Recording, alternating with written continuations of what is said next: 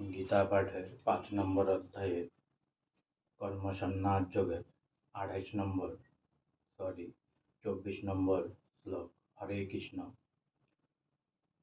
জোহন্ত শুক হন্ত রারা মস্ততা থান্ত যো তিরেব চ সযোগী ব্রহ্ম নিবানম ব্রহ্ম ভূত অধি গচ্ছতি।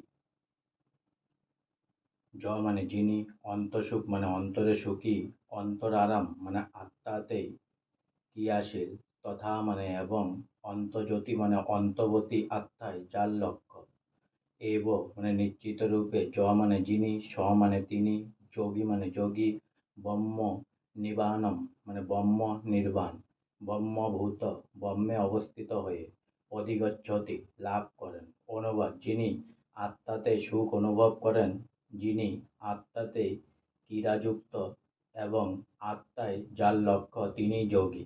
তিনি ব্রহ্মে অবস্থিত হয়ে ব্রহ্ম নির্বাণ লাভ করেন। তাৎপর্য: আত্মায় যে সুখ আচ্ছাদন করেনি, সে অনিত্য সুখ ভোগের বাহ্য ক্রিয়াগুলি কিভাবে পরিত্যাগ করবে।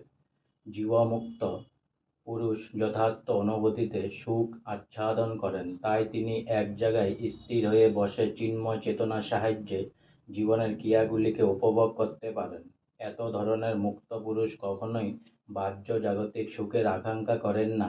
এই অবস্থাকে ব্রহ্মভূত বলে। তখন ভগবত ধামে ফিরে যাওয়া সুনিশ্চিত হয়। আজকে আমার গীতা পাঠের ৫ নম্বর অধ্যায়ের কর্মসন্ন্যাস যোগের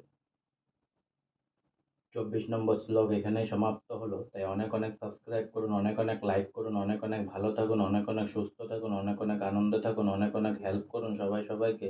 আর সঙ্গে বলুন হরে কৃষ্ণ কৃষ্ণ কৃষ্ণ হরে হরে, হরে রাম রাম রাম হরে হরে, রাধে রাধে, হরে কৃষ্ণ।